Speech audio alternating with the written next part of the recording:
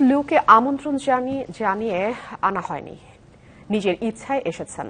তার এই আগমন নিয়ে তাই মাতামাতির কিছু নেই বলে মন্তব্য করেছেন আওয়ামী লীগের সাধারণ সম্পাদক ওবায়দুল কাদের। আর আওয়ামী লীগের যুগ্ম সাধারণ সম্পাদক ডক্টর হাসান মাহমুদ বলেছেন, বিএনপি জামাত ফিলিস্তিনিদের পক্ষে কোনো কথা বলেনি, বরং ইসরায়েলি এজেন্টদের সাথে আঁতাত করছে।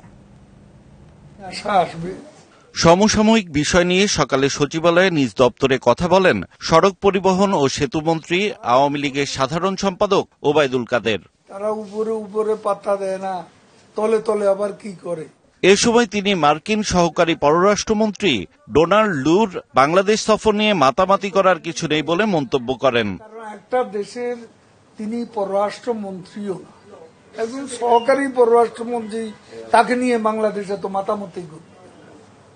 তার প্রয়োজনে সে আসছে, তাদের এজেন্ডা আছে এখানে। সম্পর্ক যখন তাকে সম্পর্কের বিভিন্ন বিষয় নিয়ে আলাপ আলোচনা থাকে, তো সেটা তারা করতে আসছে, আমরা দাওয়াত করে কাউকে আনছি।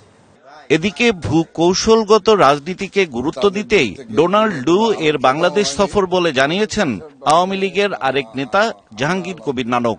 ডোনাল্ড লু আসছেন ভৌগোলিক কারণে, বাংলাদেশের ভূখণ্ড অত্যন্ত গুরুত্বপূর্ণ, আমাদের দেশে অত্যন্ত গুরুত্বপূর্ণ। উনি আসছেন আমাদের সরকারের সাথে, জনগণের সরকার শেখ হাসিনার সরকারের সঙ্গে আরো ঘনিষ্ঠ সম্পর্ক করার জন্যই তিনি আসছেন।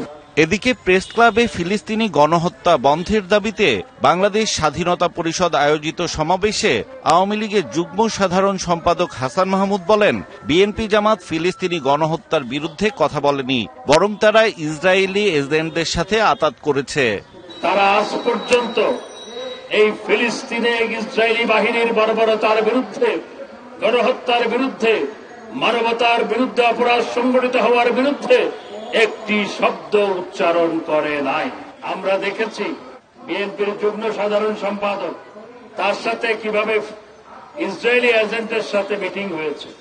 বিএনপি জামায়াত দেশের মানুষের জন্য নয়, ধর্মীয় অনুভূতি নিয়ে রাজনীতি করে মন্তব্য করেন হাসান মাহমুদ। ইসলামী দল বলে পরিচয় দাও, এই ফিলিস্তিনিদের পক্ষে একটি বড় মিছিল সমাবেশ করো নাই। হিমেল মাহবুব, ডিবিসি নিউজ, ঢাকা।